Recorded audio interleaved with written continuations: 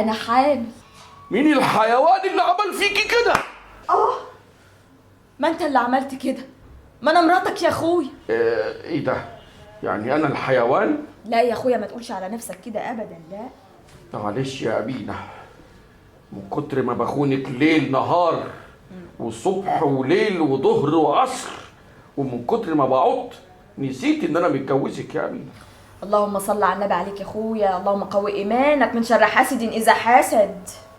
بقول لك ايه يا أمينة؟ قول يا اخويا. انا بحذرك يا أمينة، تجيبي لي ولد، اوعي تجيبي بنت يا أمينة، لو جبتي بنت هوقدها يا أمينة. ليه كده يا سي السيد؟ انت مش عارفة حاجة يا أمينة، من كتر ما عطيت ومشيت مع بنات الناس ربنا هيردها لي في بنتي. انا هتفشخ يا أمينة. بعد الشر عليك من الفشخ يا سي السيد. مش بعيد يا أمينة باللي عملته في بنات الناس بنتنا تتولد مش فرجة. والله يا لهوي يا مستهوي. مش بعيد كمان البنت تتولد حامل.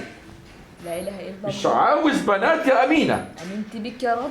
أنا عايز ولد يا أمينة وتوأم. حاضر يا اخويا، حاضر.